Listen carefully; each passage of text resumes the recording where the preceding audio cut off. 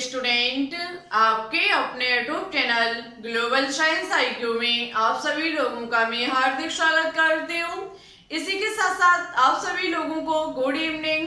तो जैसा कि आप सभी लोगों ने थंबनेल में देख ही लिया होगा, मैं दिशा यादव आज आपके लिए केमिस्ट्री का मॉक टेस्ट नंबर 3 लेकर के आई हूँ, जिसमें आज हम आपको परमाणु संरचना से बचे हुए टॉप 15 एमसीक्यू सॉल्व कराने वाली हूँ। सभी एमसीक्यू प्रीवियस ईयर पूछे हुए क्वेश्चंस होंगे।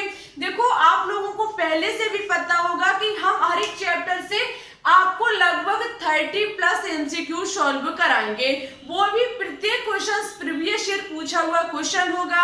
हम आपको मॉक टेस्ट नंबर 1 और मॉक टेस्ट नंबर 2 में परमाणु संरचना से बनने वाले टॉप 15 एमसीक्यू सॉल्व करा चुकी हूँ।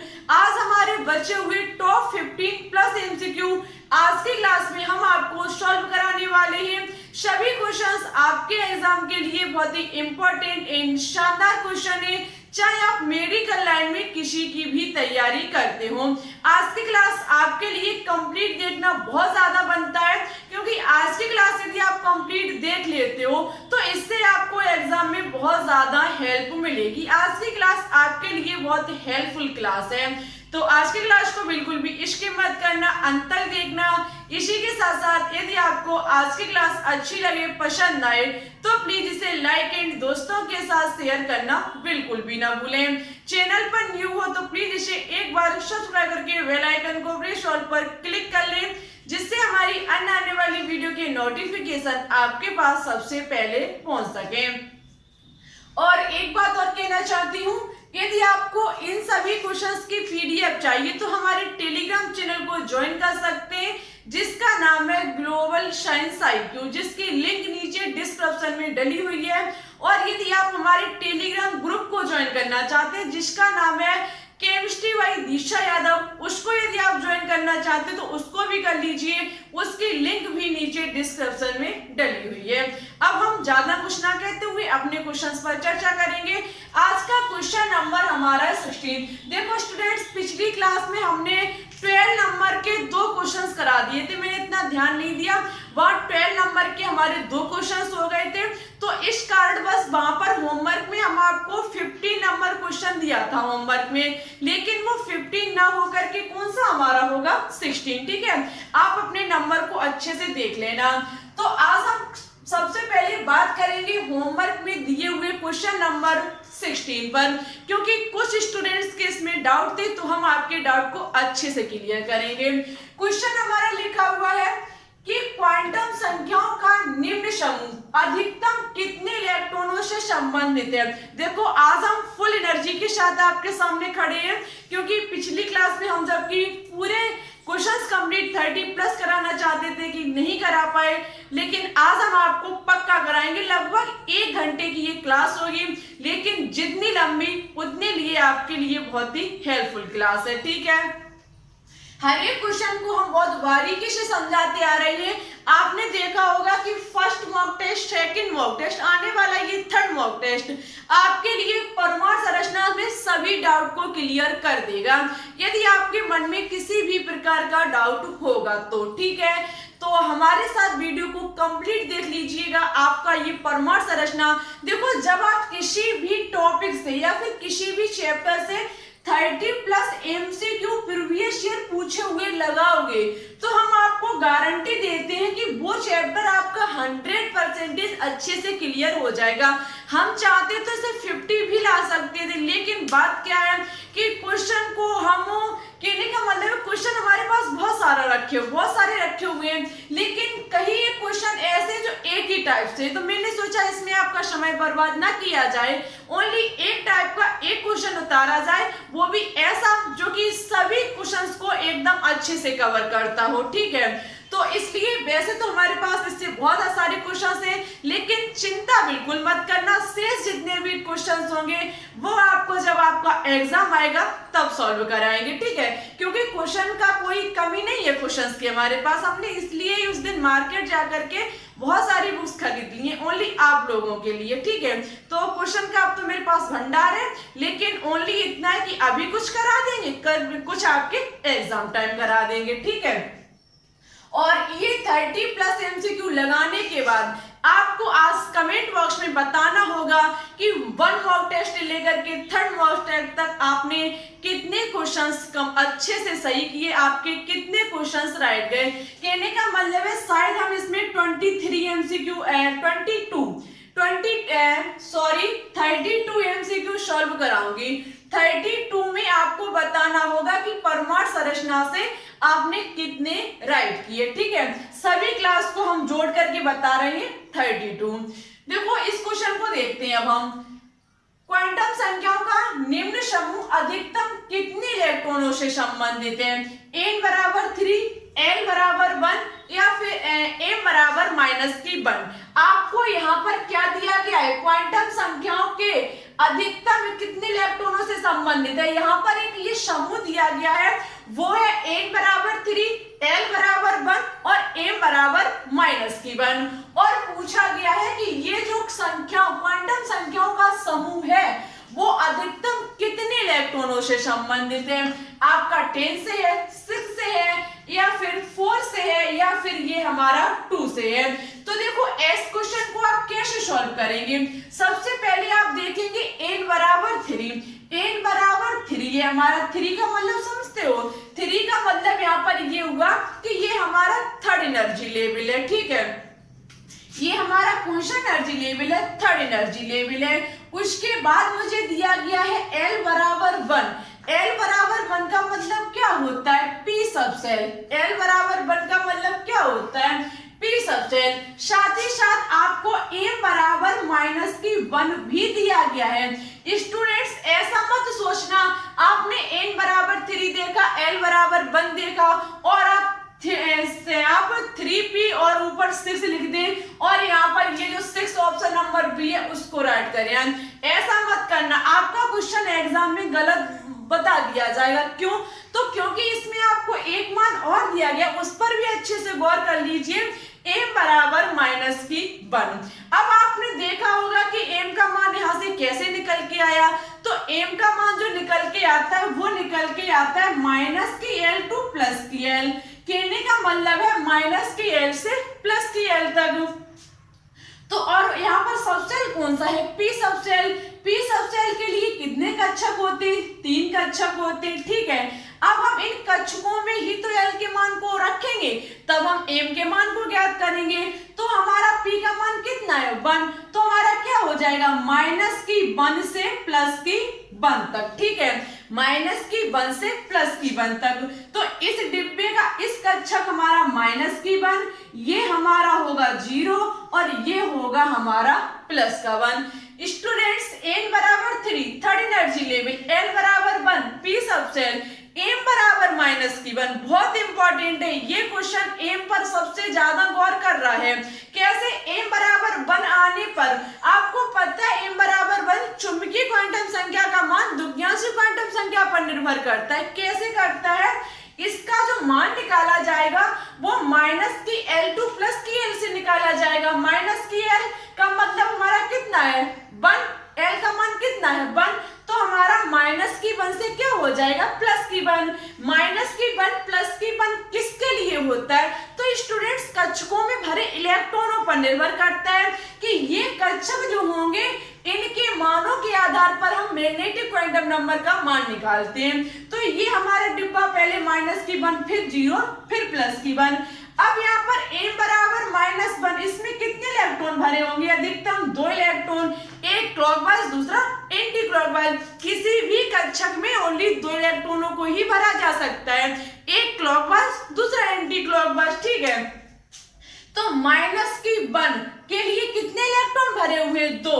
और क्वेश्चन ने भी क्या पूछा कि क्वांटम संख्याओं का ये समूह कितने इलेक्ट्रॉनों पर निर्भर करता है? तो ये अधिकतम 2 इलेक्ट्रॉनों पर निर्भर करता है। यदि ये मान न दिया जाता तब आप ऑप्शन नंबर बी को अच्छे से टिक करके आ सकते थे, लेकिन जब ये मान दे दिया गया तो तुरंत क्वेश्चन का आंसर चेंज हो जाएगा और हमारा क्या हो जाएगा? 2 हो जाएगा। ठीक है, तो तो इस प्रकार से क्वेश्चन को अच्छे से समझा करें। बस यहीं पर क्वेश्चन को थोड़ा घुमा दिया गया और आप इसमें गलती कर बैठ सकते थे। देखो उसके सबसे पहले हम सॉरी कहना चाहते हैं, क्योंकि मैंने बोला था कि जो स्टूडेंट्स इस क्वेश्चन का आंसर राइट देंगे हम उनका नाम जरूर लेकर के आएंगे। फिलहाल मुझे याद भी नहीं है कि किसने दिया किसने नहीं दिया। यदि किसी भी स्टूडेंट्स ने आंसर दिया होगा तो आपको यहाँ पर उनके नाम दिख रहे होंगे।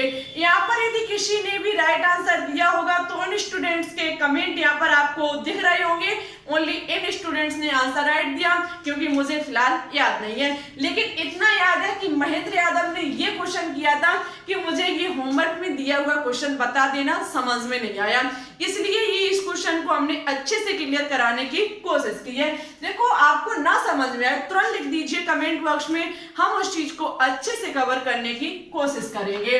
तो ऑप्शन नंबर डी जो होगा वो इस क्वेश्चन का राइट आंसर होगा। उम्मीद है कि आपको ये क्वेश्चन अच्छे से समझ में आ चुका होगा। नेक्स्ट क्वेश्चन कहता है कि यदि किसी इलेक्ट्रॉन की चक्रण क्वांटम संख्या प्लस की 1/2 तथा चुंबकीय क्वांटम संख्या -1 है तो निम्न में से किसमें उपस्थिति नहीं हो सकती है। क्वेश्चन कितना मजेदार पूछा गया है कि यदि किसी इलेक्ट्रॉन की चक्रण क्वांटम संख्या का मान कितना दिया गया है प्लस की 1/2 और चुंबकीय क्वांटम संख्या का मान दिया गया है -1, तो ये निम्न में से किसमें उपस्थित नहीं हो सकता है। ये निम्न में से किसमें उपस्थित नहीं हो सकता है। स्टूडेंट्स देखना कितना अच्छा क्वेश्चन है। S बराबर आपको कितना दिया गया है प्लस की 1/2, कितना दिया गया है प्लस की 1/2। प्लस की 1/2 किसी भी चक्रण क्वांटम संख्या का मान कब आएगा, जब उस कक्षक में उपस्थित इलेक्ट्रॉन कैसा होना चाहिए, क्लॉकवाइज। क्लॉकवाइज के लिए चक्रण क्वांटम संख्या का मान प्लस की 1/2 आता है और एंटी क्लॉकवाइज इलेक्ट्रॉन के लिए S का मान -1/2 आता है। साथ ही साथ आपको चुंबकीय क्वांटम संख्या स्पिन क्वांटम नंबर का मान -1 दिया गया है। ठीक है, ये कैसे आया होगा, L पर आधारित होगा तभी तो निकल के आया होगा। एक विचार कीजिए, जब ये L पर आधारित है तो L बराबर हमारे 4 सबसेल होते हैं। एक तो हमारा S सबसेल, दूसरा हमारा P सबसेल, उसके बाद D, उसके बाद F। इसका मान 0 होता है, इसका मान 1 होता है, इसका 2 होता है, इसका 3 होता है। ठीक है, यदि हम इस S का मान निकालना चाहें, S के लिए हम M का मान निकालना चाहें तो हमारा -L 2 + L होगा। तो मीन्स हमारा 0 से +0 तक होगा।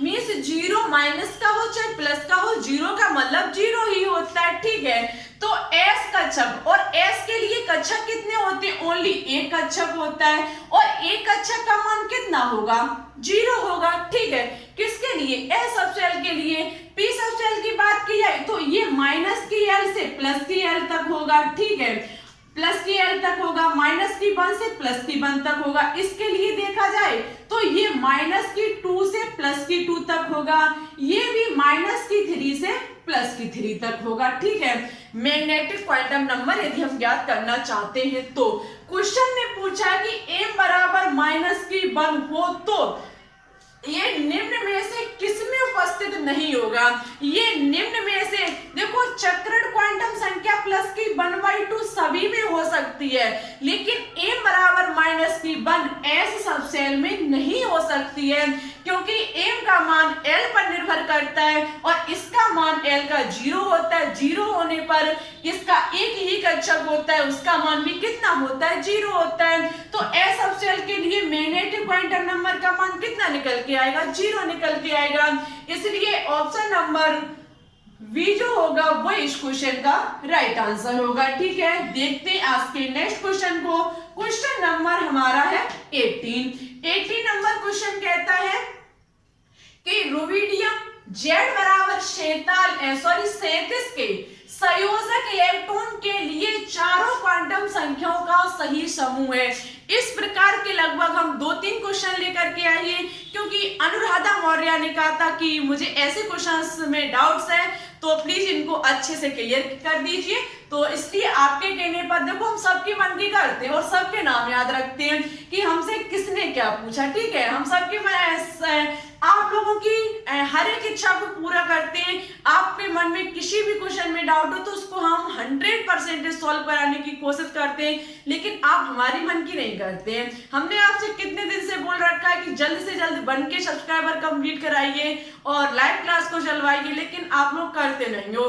लेकिन आपने जब भी कहा होगा तो हमने उस क्वेश्चन को अच्छे से सॉल्व कराया होगा, लेकिन कोई बात नहीं, आप हमारा साथ ना दो लेकिन हम आपका साथ हमेशा देंगे, एग्जाम तक और एग्जाम के बाद भी देंगे, ठीक है। देखो आगे लिखा हुआ है कि रुबिडियम Z बराबर 37 के संयोजक इलेक्ट्रॉनों के लिए चारों क्वांटम संख्याओं का सही समूह है। ऐसे क्वेश्चन को सॉल्व करने से पहले बहुत इजी तरीका है। सबसे पहले आप क्या कीजिए कि जो आपको तत्व दिया गया, जैसे कि यहाँ पर रुबिडियम दिया गया है, इसका सबसे पहले इलेक्ट्रॉनिक विन्यास ज्ञात कर लीजिए। हम क्या करेंगे, सबसे पहले इसका इलेक्ट्रॉनिक विन्यास ज्ञात करेंगे। रुबिडियम का प्रतीक चिन्ह होता है Rb। आपको परमाणु क्रमांक भी दिया गया 37, इलेक्ट्रॉनिक विन्यास 1s2 2s2 2p6 3s2 3p6, उसके बाद 4s2 के बाद 3d10। इलेक्ट्रॉन को गिन लीजिए, पहले कितना हुआ, 2 4 6 10 12 18 20 20 और 10 हमारा हुआ 30। 30 के बाद हमारा क्या आएगा, उसके बाद आएगा हमारा 4s2 3d10, उसके बाद आएगा 4p6। हमारा कितना हो गया, यहाँ पर हमारा हो गया 36, एक बचा हुआ। इसके बाद हमारा होगा 5p के बाद शायद 5s1, हाँ यही होगा 5s1, ठीक है। 5s1 हुआ, हमारा इलेक्ट्रॉनिक विन्यास कंप्लीट हुआ। किसके लिए, रुबिडियम के लिए। 1s2 2s2 2p6 3s2 3p6 4s2 3d10 और उसके बाद 4p6, उसके बाद 5s1, ठीक है। गिन लीजिए, इलेक्ट्रॉन 37 निकल के आएंगे। यदि आप रुबिडियम को और इजी करना चाहते हैं इलेक्ट्रॉनिक विन्यास को, तो ये देख लीजिए कि रुबिडियम के आसपास कौन सा एलिमेंट है। रुबिडियम के आसपास वो भी कौन सा एलिमेंट, उत्कृष्ट गैस वाला। उत्कृष्ट गैस हमारी कौन सी रुबिडियम के नजदीक पड़ती है। अब आप इसे देखना चाहते हैं तो आप देखेंगे क्रिप्टॉन, जो आपकी Cr होती है क्रिप्टॉन, इसका परमाणु क्रमांक होता है 36। कितना होता है, 36। निकालना कितना है, 37 का, तो रुबिडियम का होता है 36, उसके बाद 5s में लगा दीजिए, आपका निकल के आ जाएगा। ये भी इजी तरीका और ये भी इजी तरीका, जैसा चाहो वैसा कर सकते हो। अब हम क्या करेंगे, इसमें क्वेश्चन कह रहा है कि संयोजक इलेक्ट्रॉन के लिए। क्वेश्चन देखो कितने घुमा के पूछा गया, अंतिम इलेक्ट्रॉन लिख देता तो क्या क्वेश्चन नहीं पूछा बनता, बिल्कुल बन जाता। देखो कभी कभी एक बात का और विशेष ध्यान रखना, जरूरी नहीं है एग्जाम में अंतिम इलेक्ट्रॉन के लिए पूछ दिया जाए। आप ऐसा कभी मत करना कि आगे पढ़ लो कि क्या लिखा हुआ है, किस एलिमेंट का हमें क्वांटम संख्या पूछी गई है, और पीछे देख लो, बीच की चीज पढ़ो ही ना, क्योंकि बीच की चीज पढ़ना बहुत ज्यादा जरूरी है। पता नहीं एग्जाम संयोजक इलेक्ट्रॉन के लिए पूछ रहा है, अंतिम इलेक्ट्रॉन के लिए पूछ रहा है, या फिर किसी अन्य इलेक्ट्रॉन के लिए पूछ रहा है। ऐसा भी हो सकता था, क्वेश्चन पूछ सकता था कि बताइए रुबिडियम Z बराबर 37 के लिए 20वें इलेक्ट्रॉन की चारों क्वांटम संख्याओं के मान कितने होंगे। ऐसा क्वेश्चन हम आपके लिए लेकर के आए, थोड़ा धैर्य बना के रखिए, आगे मिलेगा आपको देखने के लिए। तो यहाँ पर किसके लिए पूछा गया, संयोजक के लिए। और संयोजक कौन सा हमारा होगा, अंतिम इलेक्ट्रॉन ही हमारा संयोजी इलेक्ट्रॉन कहलाता है। इसका अंतिम इलेक्ट्रॉन कौन सा है, 5s1। कौन सा है, 5s1। कहने का मतलब है कि मुझे इस इलेक्ट्रॉन के लिए ही मुझे क्या निकालनी है, चारों क्वांटम संख्याओं के मान। एग्जाम यहाँ अंतिम लिख देता तब भी बात एक ही थी, और संयोजक लिखा तब भी एक ही बात है। इसके लिए हम सबसे पहले चारों क्वांटम संख्याओं के मान में सबसे पहले प्रिंसिपल क्वांटम नंबर निकालेंगे, मुख्य क्वांटम संख्या जो कि हमारी होती है n। सबसे पहले आप क्या काम किया करें कि आप चारों के प्रतीक चिन्ह लिख लें, n, उसके बाद मुझे m दुख्यांशु क्वांटम संख्या निकालनी है, उसके बाद मुझे m मैग्नेटिक क्वांटम संख्या, उसके बाद मुझे s स्पिन क्वांटम नंबर निकालना है, ठीक है। ऐसा करने के बाद सबसे पहले जो इलेक्ट्रॉन को जिसके लिए आपको निकालनी है, जैसे कि 5s1 के लिए ही तो निकालनी है, अंतिम इलेक्ट्रॉन है, ये संयोजी इलेक्ट्रॉन है, 5s1 को लिए हमें निकालनी है। तो सबसे पहले आप ये देखें कि जो ये s सेल है, ये एस सब सेल जो है वो किस एनर्जी लेवल में भरा गया है? आप देख सकते हैं ये 5वें एनर्जी लेवल में है। कौन सा एनर्जी लेवल है? 5वां एनर्जी लेवल है। और एनर्जी लेवल की संख्या ही मेरी मुख्य क्वांटम संख्या को बताती है, तो n का मान कितना हो जाएगा? 5 हो जाएगा। उसके बाद L का मतलब सब सेल आपको देखना पड़ेगा कौन सा है, हमारा S सब सेल है। अंतिम इलेक्ट्रॉन किस में भरा गया? S सब सेल में। S सब सेल का मान कितना होता है? L बराबर 0 होता है, ठीक है। उसके बाद हम निकालेंगे मैग्नेटिक क्वांटम नंबर। इसके लिए निकालने के लिए आपको क्या करना पड़ता है कि जिस सब सेल में इलेक्ट्रॉन भरा हुआ है उसमें कक्षक देख लीजिए कितने हैं। तो एस सब सेल में कितने कक्षक होते हैं? एक कक्षक होता है। मैं आपको बता देती हूँ, नोट कर लीजिए कि एस सब सेल का एक कक्षक होता है और पी सब सेल के 3 कक्षक होते हैं, डी सब सेल के 5 होते हैं और एफ के हमारे 7 होते हैं। देखना स्टूडेंट्स, एस सब सेल में अधिकतम 2 इलेक्ट्रॉन भरे जा सकते हैं, पी सब सेल में अधिकतम 6 इलेक्ट्रॉन भरे जा सकते हैं, डी सब सेल में अधिकतम 10 इलेक्ट्रॉन भरे जा सकते हैं और एफ सब सेल में अधिकतम 14 इलेक्ट्रॉन भरे जा सकते हैं। 2 का आधा कर दीजिए 1, 6 का आधा कर दीजिए 3, 10 का आधा कर दीजिए 5, 14 का आधा कर दीजिए 7। कहने का मतलब है इलेक्ट्रॉन जितने सब सेल पे भरे जाते हैं उसके आधे कर दीजिए, हमारे क्या हो जाएंगे? कक्षकों की संख्या हो जाएगी, क्योंकि एक कक्षक में 2 इलेक्ट्रॉन भरे जाते हैं इसलिए। तो हमारा एस सब सेल के लिए कितना कक्षक होता है? एक कक्षक, और इस पे इलेक्ट्रॉन कितना लगा हुआ है? एक, तो वो कैसा भरा जाएगा? क्लॉकवाइज, ठीक है। अब एक कक्षक का मान आपको पता है, मान कैसे निकालेंगे कक्षक का? माइनस की एल, 2 प्लस की एल। यहाँ पर एल का मान कितना है? 0। 0 चाहे माइनस का हो चाहे प्लस का, 0 हमेशा 0 रहता है। तो ये एस सब सेल की कक्षक का मान कितना हो जाएगा? 0 हो जाएगा, ठीक है। अब हम स्पिन क्वांटम नंबर का मान निकालेंगे। वो निर्भर करता है कि इलेक्ट्रॉन हमारा क्लॉकवाइज है या फिर एंटी क्लॉकवाइज है। इलेक्ट्रॉन हमारा क्लॉकवाइज है, क्लॉकवाइज होने पर स्पिन क्वांटम नंबर यानी कि चक्रण क्वांटम संख्या का मान प्लस की 1/2 आता है। कितना आता है? प्लस की 1/2 आता है, ठीक है। तो इस हिसाब से n बराबर 5, L बराबर 0, M बराबर 0 और S बराबर प्लस की 1/2।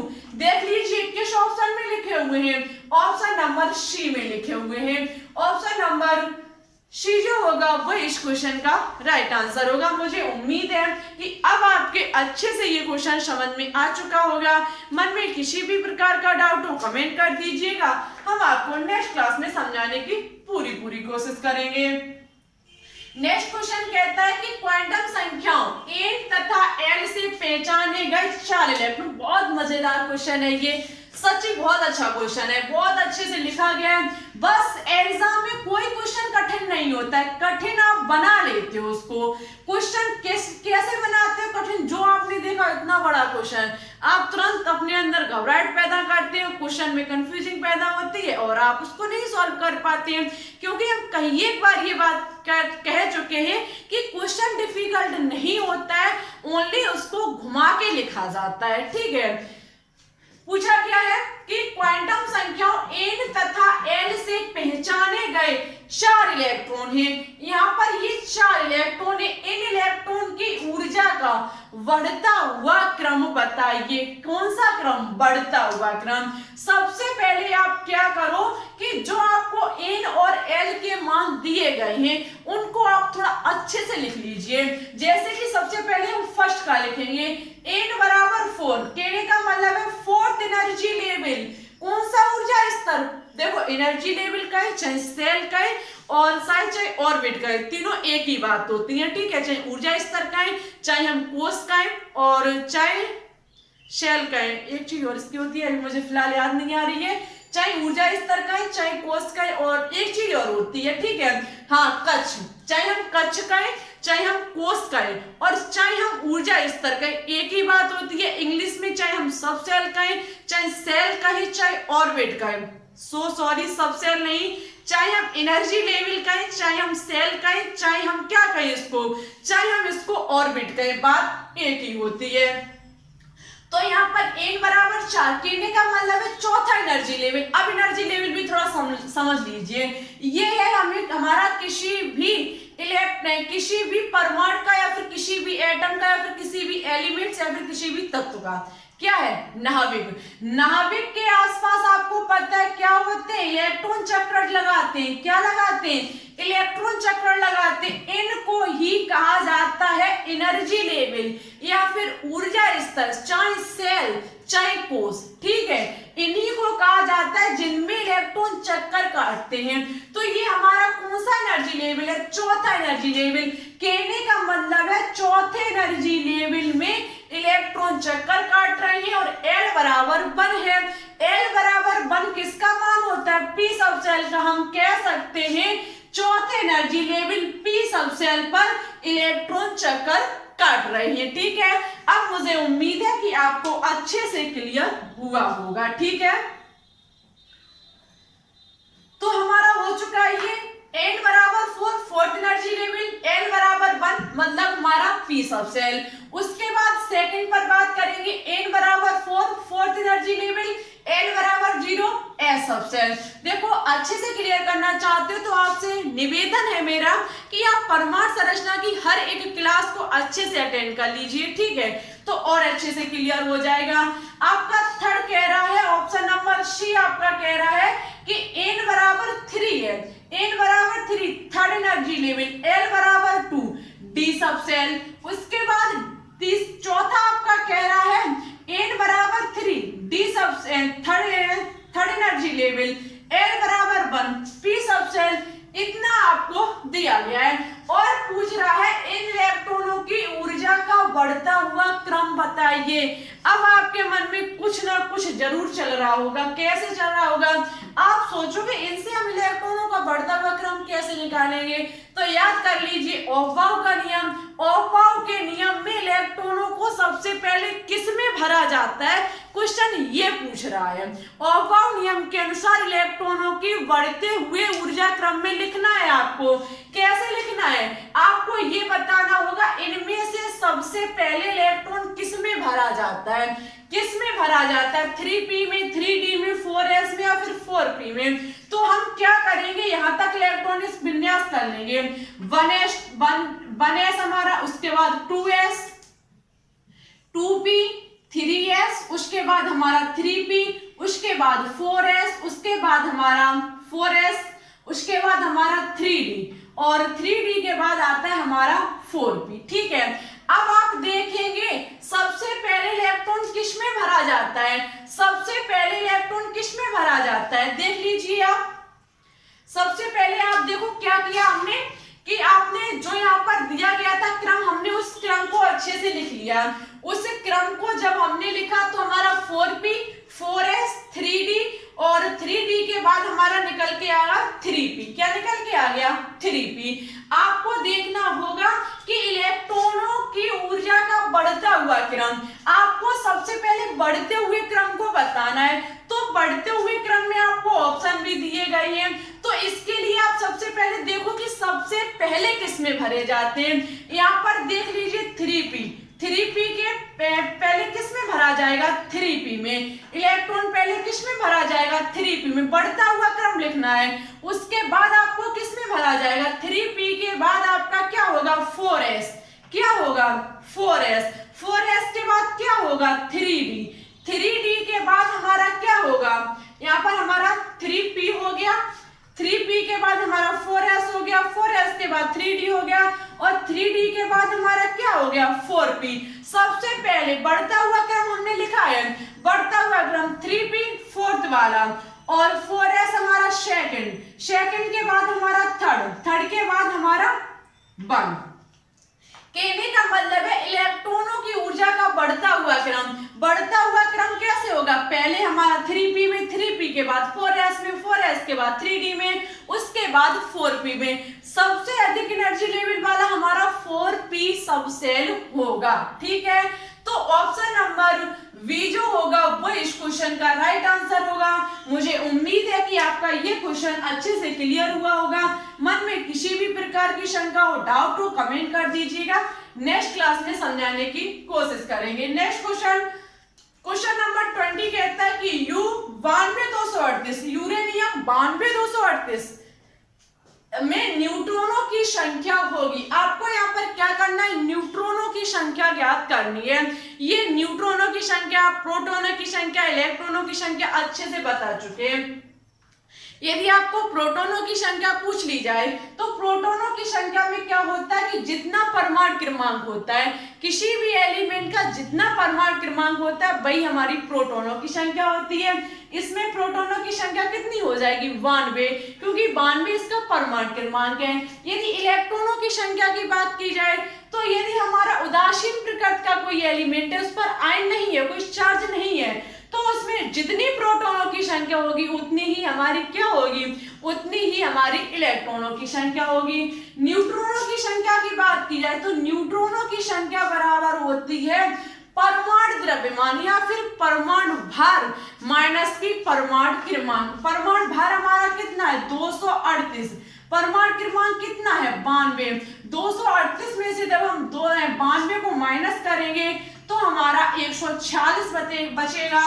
ऑप्शन नंबर ए जो होगा वो इस क्वेश्चन का राइट आंसर होगा। मुझे उम्मीद है कि आपको ये सभी क्वेश्चंस अच्छे से क्लियर हुए होंगे। मन में यदि डाउट हो तो आप कमेंट बॉक्स में लिख देना, हम आपके डाउट को क्लियर कराने की पूरी कोशिश करेंगे। इसी के साथ साथ अब तो आपको वीडियो अच्छी लगने लगी होगी। यदि अच्छी लगने लगी हो, मजा आने लगा हो पढ़ाई में, तो वीडियो को स्किप मत करना, अंत तक देखना और अभी से वीडियो को लाइक कर देना तो बहुत अच्छा रहेगा, ठीक है। और प्लीज इसी प्रकार से अपने दोस्तों के साथ शेयर कर देना जिससे कि उनकी भी हेल्प हो जाए हमारे द्वारा। तो चलिए ले लीजिए स्क्रीनशॉट, हम बात करते हैं आगे क्वेश्चंस पर।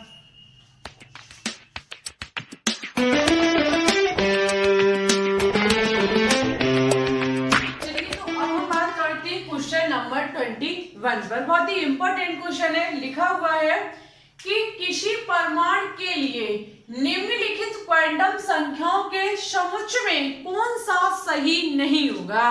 क्वेश्चन कितना शानदार लिखा हुआ है कि किसी परमाणु के निम्नलिखित क्वांटम संख्याओं के समुच्चय में कौन सा सही नहीं होगा। इसका आंसर आपको हमारे कमेंट बॉक्स में कमेंट करके देना होगा। देखते हैं कितने स्टूडेंट्स इस क्वेश्चन का आंसर सही और अच्छे से दे पाते हैं। जो स्टूडेंट्स इसका सही और अच्छे से आंसर देंगे उनका हम नेक्स्ट क्लास में नाम जरूर लेकर के आएंगे। लेकिन आपको इसका क्वेश्चन का आंसर हर हालत में देना होगा, चाहे आप गलत दो चाहे आप सही दो। हमें हर तरीके से आपका आंसर स्वीकार है, लेकिन बिना आंसर दिए बिल्कुल भी मत जाना, क्योंकि देखो जब तक गलत नहीं करोगे तब तक सही रास्ता भी नहीं आप चुन पाओगे। ऐसा नहीं हो कि एक ही बार में आप सही रास्ता चुन लो। ऐसा नहीं हुआ होगा कि आपने डायरेक्ट केमिस्ट्री पढ़ी होगी, केमिस्ट्री से पहले आपने केमिस्ट्री की सी पढ़ी होगी, ठीक है। ऐसा नहीं हुआ होगा डायरेक्ट कि आपने केमिस्ट्री डायरेक्ट पढ़ ली हो, पहले उसकी सी को पढ़ा होगा। तो इसी प्रकार से आप जब तक किसी भी चीज को छोटे छोटे तरीकों से, जब आपने स्टूडेंट्स बचपन में सी पढ़ी होगी तो उसे कई एक बार आपने गलत किया होगा, ठीक है। और गलत करके ही आपने सही देख पाया कि जब हमने गलत किया तभी हमने सही कर पाया। तो एक बार इसका गलत आंसर यदि दे लोगे तो इसका किसी दिन आप सही भी कर लोगे, ठीक है। तो इस प्रकार का डाउट कभी मत रखना मन में कि पता नहीं हमारा कहीं आंसर गलत ना हो जाए। गलत हो जाएगा तो कुछ हो नहीं जाएगा, क्योंकि हम ऐसा तो नहीं है कि आपकी यहाँ पिटाई करेंगे, ठीक है। ओनली आपको चाहे गलत दो चाहे सही दो, लेकिन आंसर देना तो जिससे हमें भी पता लगे कि आपकी तैयारी कैसी चल रही है और आपको भी पता लगे। लेकिन किसी भी कमेंट का कभी कॉपी मत करना। किसी जैसे स्टूडेंट्स ने बी बताया फिर सी बताया तो आप भी उसी की तरह बताने लगो। इस प्रकार से कॉपी कभी मत करना, ठीक है, क्योंकि किसी को नहीं पता कि सामने वाला सही है। किसी को आपने कैसे मान लिया कि वो सामने वाले ने आंसर दिया वो सही है, ऐसा कभी मत माना। अपने दिमाग से आंसर देना, क्वेश्चन को सॉल्व करना। अच्छी तरीके से ना आए तो बता दीजिएगा, हम आपको नेक्स्ट क्लास में समझा देंगे। नेक्स्ट क्वेश्चन कहता है कि क्रोमियम Z बराबर 24 के 19वें इलेक्ट्रॉनों की क्वांटम संख्या है। देखो कितना मजेदार क्वेश्चन है कि क्रोमियम Z बराबर 24 के 19वें इलेक्ट्रॉन के लिए चारों क्वांटम संख्याओं के मान बताइए। ऐसे क्वेश्चन करने के लिए वही तरीका वही सब कुछ। सबसे पहले आपको क्या करना पड़ेगा, जिसका पूछा गया है उसका इलेक्ट्रॉनिक विन्यास करना होगा। जब हम इसका इलेक्ट्रॉनिक विन्यास करेंगे, किसका, क्रोमियम का, जब हम क्रोमियम 24 का इलेक्ट्रॉनिक विन्यास करेंगे तो क्रोमियम हमारा होता है Cr।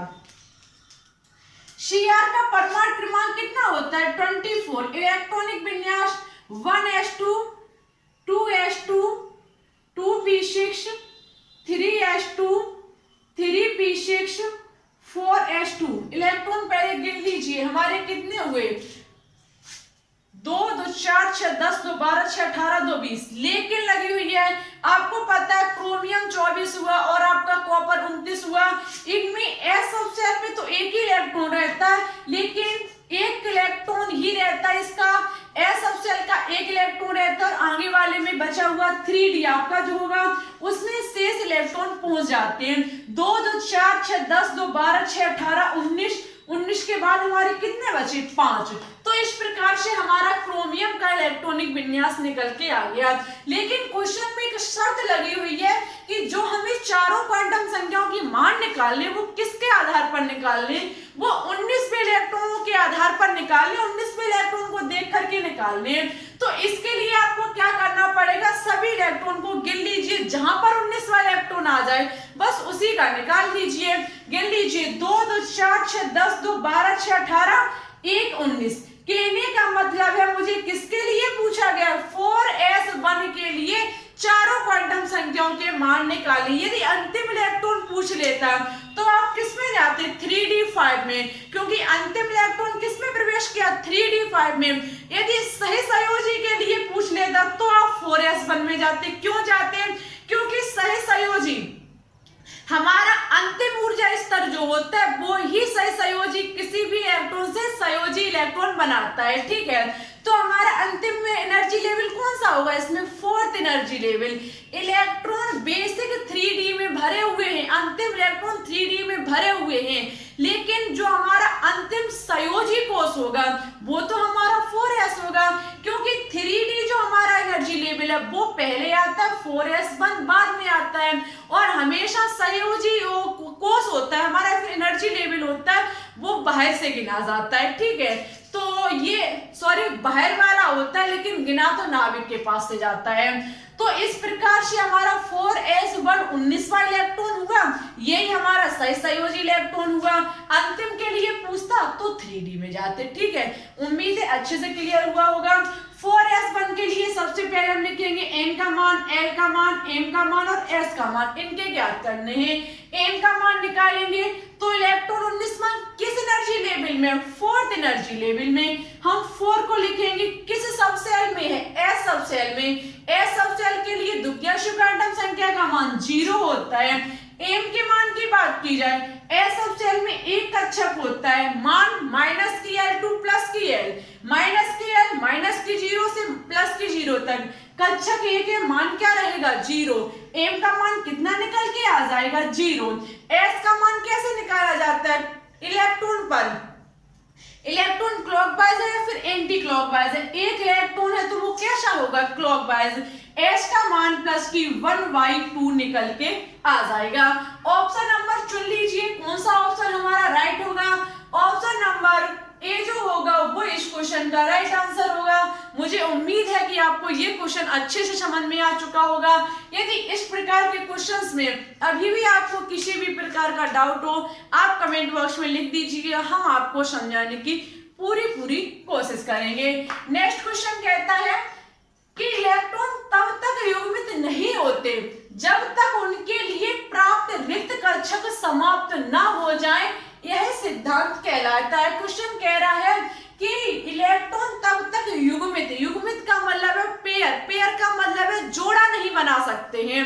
इलेक्ट्रॉन कब तक जोड़ा नहीं बना सकते हैं, जब तक प्राप्त रिक्त कक्षक समाप्त ना हो जाए। जैसे कि हमारे 3 कक्षक हैं, ये हमारे 3 कक्षक हैं, जब तक प्रत्येक कक्षक में एक एक क्लॉकवाइज इलेक्ट्रॉन नहीं भर जाएगा, यदि इलेक्ट्रॉन नहीं भर जाएगा, यदि बाई चांस ये डिब्बा हमारा खाली, जैसे कि हमारे 3 इलेक्ट्रॉन है, ठीक है, एक हमने इसमें भर दिया, एक इसमें बच गया, अब हमारा एक और बचा, तो हम सोचे इसका जोड़ा बना दे, तो ऐसा संभव नहीं है, क्योंकि ये आपको पता होना चाहिए एक नियम है। वो नियम ये कहता है कि सबसे पहले तीनों कक्षकों में यदि 3 कक्षक है, 5 है या फिर 7 है या फिर 1 है, तो सबसे पहले सभी इलेक्ट्रॉनों को खाली रिक्त कक्षक में एक एक करके भर दिया जाए। यदि शेष बचता है तो उसका जोड़ा बना दिया जाए, युग्मित कर दिया जाए। ये जो नियम है वो है हमारा हुड का नियम। हुड नामक वैज्ञानिक द्वारा दिया गया हुड का नियम कहता है कि किसी भी कक्षक में तब तक इलेक्ट्रॉन को युग्मित नहीं किया जा सकता है जब तक प्रत्येक रिक्त कक्षक को इलेक्ट्रॉनों के द्वारा भर न दिया जाए। कहने का मतलब है कि प्रत्येक इलेक्ट्रॉन पहले एक एक क्लॉकवाइज सभी कक्षकों में भर दिया जाए, उसके बाद ये भी उसका पेयर बना सकते, उसका जोड़ा बना सकते यदि शेष बचता है तो। ये हुड का नियम कहलाता है। ठीक है, ऑप्शन नंबर ए जो होगा वो इस क्वेश्चन का राइट आंसर होगा। नेक्स्ट क्वेश्चन कहता है किसी परमाणु की वहतम कक्षा में कितने इलेक्ट्रॉन रह सकते हैं? किसी भी परमाणु की वहतम कक्षा में कितने इलेक्ट्रॉन रह सकते हैं? 2 रह सकते हैं, 8, 18 या फिर कोई निश्चित सीमा नहीं है, जितना चाहो उतना भर सकते हैं। बता दीजिए कौन सा ऑप्शन राइट है। तो हम आपको बता देते हैं वहतम कक्षा में अधिकतम 8 इलेक्ट्रॉनों को भरा जा सकता है। आपको पता होना चाहिए कि जब कोई भी एलिमेंट अपने वहतम कक्ष में 8 इलेक्ट्रॉन पूर्ण कर लेता है तो वह उत्कृष्ट गैसों के समान हो जाता है, और प्रत्येक एलिमेंट यही चाहता है कि उत्कृष्ट गैस के समान वो स्थायी विन्यास प्राप्त कर ले और स्थायी हो जाए। ठीक है, तो किसी भी वहतम कक्ष में अधिकतम 8 इलेक्ट्रॉनों को भरा जा सकता है। ऑप्शन नंबर डी जो होगा वो इस क्वेश्चन का राइट आंसर होगा। सॉरी, डी नहीं, बी जो होगा वो इस क्वेश्चन का राइट आंसर होगा। नेक्स्ट क्वेश्चन कहता है क्वेश्चन नंबर 25 कि स्वर्ण पत्र से किसके प्रकीर्णन का अध्ययन करके रदरफोर्ड ने नाभिक की खोज की? देखो क्वेश्चन, स्वर्ण पत्र से किसके प्रकीर्णन का अध्ययन करके रदरफोर्ड ने नाभिक की खोज की? रदरफोर्ड ने आपको पता होना चाहिए नाभिक की खोज की। उन्होंने ही बताया था न्यूट्रॉन प्रोटॉन नाभिक में रहते हैं, इलेक्ट्रॉन वहतम कक्षा में चक्कर लगाते हैं। ठीक है, तो उन्होंने कौन सा प्रकीर्णन प्रयोग किया था तब ये प्राप्त किया था? तो आपको पता होना चाहिए अल्फा प्रकीर्णन। आपको हमने बताया था बहुत अच्छे से रदरफोर्ड का मॉडल कि जब रदरफोर्ड ने क्या किया था, एक सोने की पन्नी ली थी और उस पर अल्फा कणों की बमबारी की थी। ठीक है, कुछ कण उसमें क्या हो रहे थे कि आर पार निकल जा रहे थे पन्नी को छेद करके, और कुछ क्या हो रहे थे कोण की दिशा से विक्षेपित हो रहे थे, और कुछ इलेक्ट्रॉन क्या थे जैसे पन्नी से टकराए वैसे ही वापस आ गए। इसके आधार पर हमारे रदरफोर्ड भाई साहब ने नाभिक की खोज की, वो भी किसके आधार पर? अल्फा कण प्रकीर्णन के आधार पर। ऑप्शन नंबर डी जो होगा वो इस क्वेश्चन का राइट आंसर होगा। इस प्रकार से हमारे 25 क्वेश्चंस कंप्लीट होते हैं। अब हमें बात करनी है लगभग 30+ क्वेश्चंस पर। ठीक है, हमारी first mock test, second mock test और थर्ड मॉक टेस्ट में हमारे 30+ क्वेश्चंस कंप्लीट हो पाए, क्योंकि परमाणु संरचना में आप देखते ही जा रहे हो कि सभी क्वेश्चंस कितने, कहने का मतलब है लंबे लंबे हैं। क्वेश्चन में से बहुत कम लंबे हैं, लेकिन आपको समझाने में थोड़ा समय लगता है। ऐसे हम डायरेक्ट ऑप्शन बताते जाएं तो इससे हम आपका नुकसान नहीं करना चाहते। हम सोचते हैं कि कोई भी चीज इतने अच्छे से क्लियर करा दी जाए कि हमारे प्यारे प्यारे स्टूडेंट्स के मन में डाउट ना रहे। ठीक है, तो इसलिए हम हर एक चीज को अच्छे से क्लियर कराते हैं। अब आप समझ सकते हैं हमारी लगभग 2 घंटे की क्लास हो गई परमाणु संरचना से। पहले लगभग हमारी आधे घंटे की, दूसरी हमारी क्लास मॉक टेस्ट आधा घंटा का, और ये हमारा 1 घंटा का। तो 2 घंटे की क्लास यदि अच्छे से देख लोगे तो हम आपको 101% गारंटी देते हैं कि परमाणु संरचना से बनने वाला एक भी क्वेश्चन आपका एग्जाम में छूटेगा नहीं। तो फिर ले लीजिए स्क्रीनशॉट, बात करते हैं अपने शेष क्वेश्चंस पर।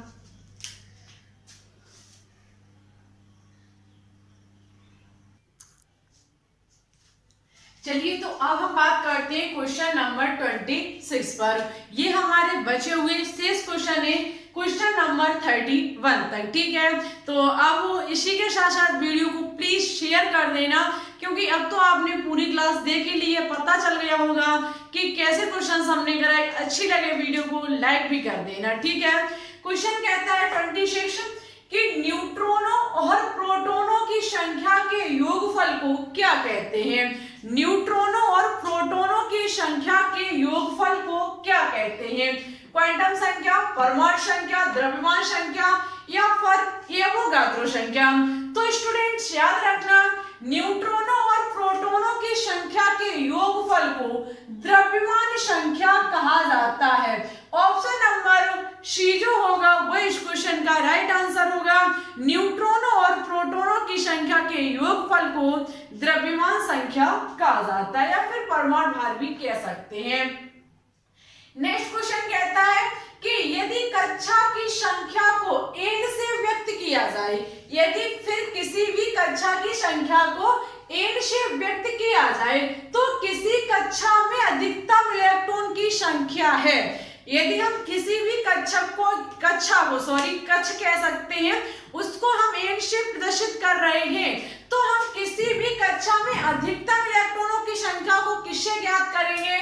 तो वो हमारा होगा 2n²। किसी भी कक्षक में इलेक्ट्रॉनों की संख्या को ज्ञात करने का फॉर्मूला 2n² होता है। जैसे कि हम 2n² से ज्ञात करें फर्स्ट कक्षा का, जैसे कि हम n बराबर 1 के लिए ज्ञात करें, कक्षा का मतलब एनर्जी लेवल ऊर्जा स्तर के लिए ज्ञात करें तो 2 × 1² हो जाएगा।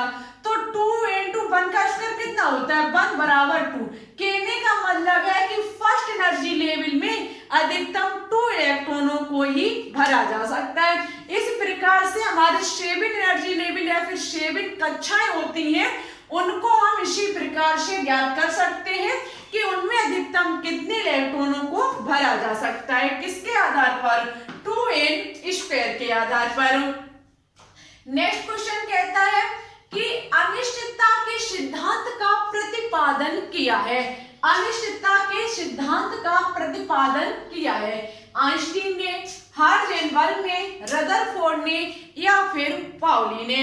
तो स्टूडेंट्स अनिश्चितता के सिद्धांत के प्रतिपादन की बात की जाए तो ये किया है हाइजेनबर्ग ने। किसने किया है? ये किया है हाइजेनबर्ग ने। ऑप्शन नंबर बी जो होगा वो इस क्वेश्चन का राइट आंसर होगा कि अनिश्चितता के सिद्धांत का प्रतिपादन जो किया है वो हाइजेनबर्ग नामक वैज्ञानिक ने किया है। इस क्वेश्चन पर बात करने से पहले एक बात और कहना चाहती हूँ, मेरे पास कमेंट आते हैं कि दोपहर वाली क्लास क्यों नहीं डाली। तो स्टूडेंट्स हम रीजन बताते हैं आपको। हम क्लास को बनाते वक्त पूरी एनर्जी लगा देते हैं, ठीक है। देखो किसी भी काम को करो तो मेरे हिसाब से 100% करो। यदि किसी भी काम को यदि आप 100% देते हो, 100% देते हो, तो आज ही इस बात को लिख लेना, वो काम संभव होके रहेगा। उस काम को आप 100% करके दिखाओगे। तो इसी प्रकार से हम 100% देते हैं वीडियो बनाते टाइम। क्वेश्चन को लिखते हैं, उसके बाद बोर्ड पर उतारते हैं, वीडियो को बनाते हैं, उसके बाद वीडियो को अपलोड करते हैं, उसके बाद बहुत सारे तमाम काम होते हैं। एक वीडियो के लिए लगभग 5 से 6 घंटे चाहिए। 5 से 6 घंटा, सच बताना, यदि आपके लिए कोई मेहनत करे 5 से 6 घंटे और उस चीज की आपकी कोई कदर ना करे, यदि उस चीज की कोई कदर ना करे, उसे सपोर्ट ना करे, तो सच बताना उस इंसान का मन होगा आगे काम करने का? हमारे हिसाब से बिल्कुल भी नहीं होगा। हम एक वीडियो को 5 से 6 घंटे लगाते हैं। लगभग एक वीडियो का कंटेंट लिखने का मतलब समझते हो आप लोग? 2 घंटे का होता है और फिर 1 घंटे में वीडियो को बनाना, उसे एडिट करना, एडिट के बाद कम से कम वीडियो को अपलोड करना। क्या वीडियो को अपलोड करने के लिए हमारी एमबी भी जाती है? एमबी का खर्चा हम अपने घर से देते हैं, आप मुझे कुछ नहीं दे जाते हो। लेकिन बात वही है कि बिना पैसे के इंसान वैल्यू नहीं करता है। हम आपको फ्री में पढ़ाते हैं, इसलिए आप हमारी वैल्यू नहीं करते हो पढ़ाई की। और यही है, यदि आप किसी कोचिंग सेंटर में जाते हैं, वहां 10 से 15 हजार रुपए जब आपकी जेब में से जाते, फिर आपका पढ़ने में मन अच्छा लगता है। यदि आपको सही बता देना, किसी कोचिंग सेंटर से हम आपको कम पढ़ाते हो, हम हर एक चीज को इतना क्लियर करा देते हैं, हम इसलिए ही आपके लिए सब कुछ करते हैं। हम सारे दिन क्वेश्चंस को ढूंढते हैं, उसे लिखते हैं, बोर्ड पर उतारते हैं, बहुत वक्त लगता है और आप लोग वीडियो को बिल्कुल सपोर्ट नहीं करते हो। हमने देखा है वीडियो को देखते लगभग 100% स्टूडेंट, 100 स्टूडेंट्स वीडियो को देख लेते हैं, लेकिन लाइक कितने करते हैं? वही 20। क्या आप 20 लाइक करने में भी आपका पैसा लगता है? जब हम आपको वीडियो अपलोड करने के लिए अपनी जेब से 600 रुपए का रिचार्ज करा सकते हैं, तो आप लगभग वीडियो को ओनली लाइक नहीं कर सकते हो। कम से कम ये भी सोचा करो कि हमने जब वीडियो को बनाया और आपके लिए दिया तो उसमें मैंने एम भी डलवाई होंगी, तभी आपको वीडियो दे पाई। हमने अपना पैसा खर्च किया आपके लिए, लेकिन आपने मुझे तो कुछ नहीं दिया। आपने ओनली वीडियो को लाइक भी नहीं कर पाया। लाइक करने में कंजूसी करते हो स्टूडेंट्स तो आप कभी जीवन में पढ़ नहीं पाओगे, क्योंकि जब आपको दूसरे की मेहनत की कदर नहीं है तो आप जीवन में कुछ कर नहीं पाओगे। कम से कम कदर करो इस चीज की कि हम आपको फ्री में पढ़ाते हैं, तो वीडियो को लाइक करने में पैसा नहीं लगता है, ठीक है। तो लाइक कर दिया करें, दोस्तों के साथ शेयर कर दिया करें, जिससे कि मेरे अंदर भी थोड़ी एनर्जी पैदा हो, मोटिवेशन बढ़े और हम आपके लिए वीडियो लाने की इच्छा करें। देख लेना 4-5 दिन से क्लास नहीं मिल रही है दोपहर की, इसीलिए नहीं मिल रही है क्योंकि आप नहीं करते हो सपोर्ट, हमारी चीज की आप कदर नहीं करते हो, तो इसलिए हम वीडियो नहीं दे पा रहे हैं। यदि 5-6 घंटे हम मेहनत करेंगे तो मुझे आपके सपोर्ट की जरूरत होगी। सपोर्ट करोगे तो क्लास देंगे, ऐसा नहीं है कि हम आपकी क्लास ना दें, क्योंकि हम पहले ही बोल चुके हैं, हम आपसे प्रॉमिस कर चुके हैं कि आपके हम हरदम साथ निभाएंगे जब तक आपका एग्जाम नहीं हो जाएगा, लेकिन साथ इस प्रकार से नहीं निभा पाएंगे। तो आपसे हाथ जोड़ करके रिक्वेस्ट है, वीडियो को शेयर करो, क्योंकि हम जो करते हैं वो आपके लिए करते हैं, इससे हमें कुछ मिलता नहीं है, ठीक है। तो कम से कम सपोर्ट कीजिए, हमारी मेहनत की थोड़ा कदर कीजिए। ये सोच लिया करो कि कोई इंसान हमारे लिए मेहनत करता तो उसकी वीडियो को थोड़ा सपोर्ट करें, क्योंकि ये फ्री की नॉलेज है। फ्री की नॉलेज जितनी मिले उसे अच्छे से रख लो, ठीक है, क्योंकि ये काम आएगी आपके। इसको काम करने के बाद आप डॉक्टर बनोगे, डॉक्टर बनने के बाद हमारा फ्री में इलाज तो कर नहीं दोगे, कहीं दिख भी जाओगे तब भी आप भाग जाओगे, हमारा फ्री में इलाज नहीं कर दोगे। तो कम से कम वीडियो को थोड़ा लाइक कीजिए, दोस्तों के साथ शेयर कीजिए। हम तो कहते हैं कि आप सभी डॉक्टर बने अच्छे से, लेकिन आप हमारी थोड़ी पढ़ाई की वैल्यू करें। हम तो आपको इतनी अच्छी टीचिंग देते हैं, टीचिंग करते हैं तो हमारा भी देखो एनर्जी लगती है। तो प्लीज कीजिए, आपको यदि सपोर्ट करोगे, शेयर करोगे, क्लास रेगुलर मिलेगी, ठीक है। नहीं करोगे तो कोई बात नहीं, जैसे आप करोगे वैसा ही हम करेंगे, ठीक है। डॉक्टर बनो, फ्री में इलाज करो, तो बताओ भाई, तो हम आपके लिए दोपहर वाली क्लास भी देंगे, ठीक है। नेक्स्ट क्वेश्चन कहता है कि परमाणु विद्युता होते हैं, परमाणु विद्युता होते हैं धनात्मक रूप से, ऋणात्मक रूप से, दुधनात्मक रूप से या फिर उदासीन रूप से। तो देखो स्टूडेंट्स, परमाणु विद्युता जो होते हैं वो उदासीन रूप से होते हैं। कैसे रूप से होते हैं? उदासीन रूप से होते हैं। ऑप्शन नंबर डी जो होगा वो इस क्वेश्चन का राइट आंसर होगा। नेक्स्ट क्वेश्चन कहता है कि Cu2+ आयन में कितने अयुग्मित इलेक्ट्रॉन होते हैं? Cu2+ में कितने अयुग्मित इलेक्ट्रॉन होते हैं? चलो निकाल लीजिए। सबसे पहले Cu का इलेक्ट्रॉनिक विन्यास कर लीजिए। परमाणु क्रमांक 29 होता है। इलेक्ट्रॉनिक विन्यास 1s2, 2s2, 2p6, 3s2, 3p6, 4s1 होगा स्टूडेंट्स, आपको पता है। उसके बाद 3d10 होगा, ठीक है। यही तो हमारा होगा। हमें Cu2+ के लिए निकालना है। 2+ का मतलब क्या होगा कि 2 इलेक्ट्रॉन को उसने दान किया होगा। एक तो हमारा 4s1 में से जाएगा, ये हमारा बायतम कक्ष हट जाएगा, ये हमारा। उसके बाद एक इलेक्ट्रॉन 3d में से जाएगा, तो यहाँ कितना बचेगा? 9 बचेगा। हमारा Cu2+ के लिए निकल के आ जाएगा। अंतिम इलेक्ट्रॉन किसमें भरे हुए? 3d कक्षक में। हम निकालेंगे अयुग्मित इलेक्ट्रॉन। d सब सेल में 5 कक्षक होते हैं, 1 2 3 4 5। 5 में भरे जाएंगे 9 इलेक्ट्रॉन। कैसे भरे जाएंगे? पहले क्लॉकवाइज 2 3 4 5, बचे हुए एंटी क्लॉकवाइज 6 7 8 9। देख सकते हैं 4 इलेक्ट्रॉनों का जोड़ा बन गया और एक हमारा इलेक्ट्रॉन कैसा है? यहाँ पर एक इलेक्ट्रॉन हमारा अयुग्मित है, इसका जोड़ा नहीं बना हुआ है। तो ऐसा होने पर इस क्वेश्चन का ऑप्शन नंबर बी जो होगा वो राइट आंसर होगा। Cu2+ में ओनली एक ऐसा इलेक्ट्रॉन होता है जो कैसा होता है? अयुग्मित होता है, ठीक है। इस प्रकार से देखो, आपने देखा होगा कई एक जगह इलेक्ट्रॉनिक विन्यास की जरूरत पड़ी, तो इलेक्ट्रॉनिक विन्यास बहुत जरूरी है। इलेक्ट्रॉनिक विन्यास नहीं पता तो परमाणु संरचना में कहीं ना कहीं आप फेल हो सकते हैं, ठीक है। तो परमाणु संरचना में सबसे इंपॉर्टेंट है ओफाउ द्वारा दिया गया इलेक्ट्रॉन नियम।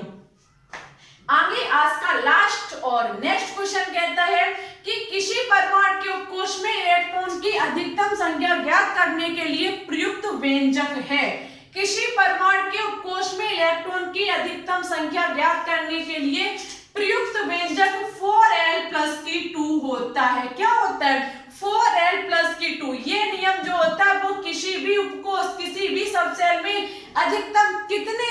भरे जा सकते हैं इसके बारे में जानकारी देता है। चलिए हम थोड़ा इसको अजमा भी लेते कर लेते हैं।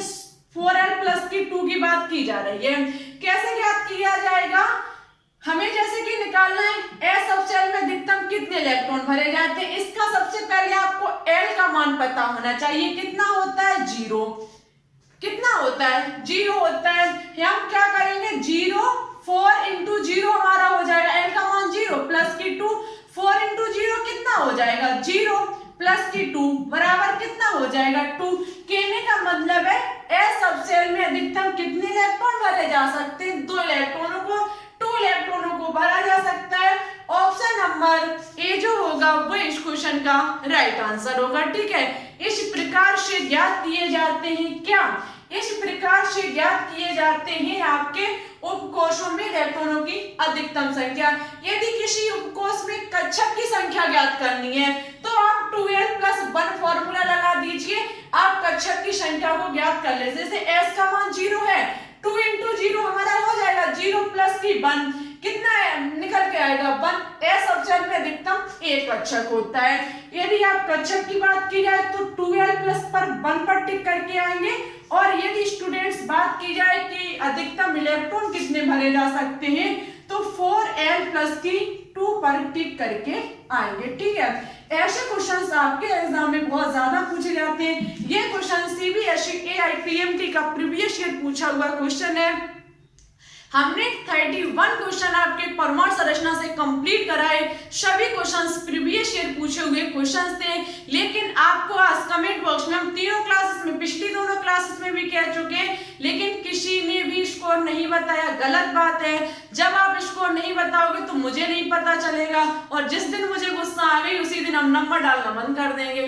तो इसलिए हम कहते हैं 31 से लेकर के मॉक टेस्ट 3rd तक जो हमने 31 क्वेश्चंस आपको सॉल्व कराए, आज आपको अपना स्कोर बताना होगा कमेंट बॉक्स में कमेंट करके। देखते हैं किसने स्टूडेंट्स ने कितने क्वेश्चंस राइट किए। बीच में दिया गया क्वेश्चन का आंसर भी आपको हमारे कमेंट बॉक्स में कमेंट करके बताना होगा। और आपको हम बता देते हैं मॉक टेस्ट नंबर 4th में हम आपके लिए कौन सा चैप्टर लेकर के आएंगे, आज उसे अच्छे से क्लियर कर लेना, तत्वों का वर्गीकरण। ठीक है, जो आपका मेनली पावर साड़ी थी उसमें आधुनिक अवसाड़ी, इसके बारे में जो आपका तत्वों का वर्गीकरण वाला चैप्टर है उसको अच्छे से आज क्लियर कर लेना।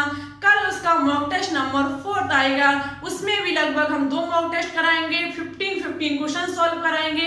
13 क्वेश्चन को हम हर एक चैप्टर से अच्छे से क्लियर कराएंगे, प्रीवियस ईयर पूछे हुए क्वेश्चंस होंगे, तो क्लियर कर लेना अपना अच्छे से। और वीडियो कैसी लगी हमारे द्वारा कराए गए 31 क्वेश्चन में, यदि आपको कहीं भी डाउट हो तो कमेंट बॉक्स में लिख देना, हम आपको नेक्स्ट क्लास में समझाने की पूरी कोशिश करेंगे।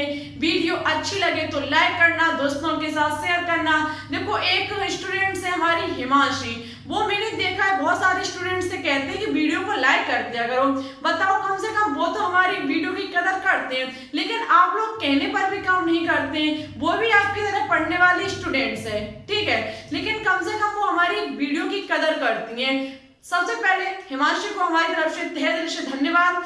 प्लीज आप इसी प्रकार से हमें सपोर्ट करते रहिए, हम आपके लिए हमेशा वीडियो बनाते रहेंगे। तो इसी प्रकार से आप सभी स्टूडेंट्स सपोर्ट कीजिए, वीडियो को शेयर कीजिए, लाइक कीजिए, और चैनल पर न्यू हो तो प्लीज इसे एक बार सब्सक्राइब करके बेल आइकन को प्रेस ऑल पर क्लिक कर लीजिए, जिससे हमारी अन्य आने वाली वीडियो की नोटिफिकेशन आपके पास सबसे पहले पहुंच सके। सच बताना, तीनों मॉक टेस्ट कैसे लगे, अच्छे लगे तो जरूर बताना कमेंट बॉक्स में, क्वेश्चन का आंसर जरूर देना, और टेलीग्राम चैनल को जरूर ज्वाइन कर लेना, वहां पर हम PDF डाल देते हैं, और टेलीग्राम ग्रुप को भी ज्वाइन कर लेना, वहां एक स्टूडेंट दूसरे स्टूडेंट से क्वेश्चंस करते रहते हैं, तो वहां से आपकी तैयारी और भी अच्छी हो जाएगी। तो फिर ठीक है, आज के लिए इतना ही, चलते हैं, और अपना स्कोर जरूर बताना, हम आपके स्कोर का इंतजार करेंगे। जिसने स्कोर ना बताया फिर ठीक है, हम उसके रिप्लाई नहीं करेंगे कमेंट बॉक्स में, ठीक है, तो अपना स्कोर जरूर बताना, हमें भी पता चले आपका स्कोर। चलिए फिर ठीक है, चलते हैं, आज के लिए इतना ही। अपना ख्याल रखना, अच्छे से स्टडी करना, और तत्वों का वर्गीकरण चैप्टर अच्छे से क्लियर कर लेना, जिससे कि आप अपने मॉक टेस्ट को अच्छे से लगा सकें। फिर ठीक है, thanks for watching this video. जय हिंद, जय भारत, ऑल द बेस्ट।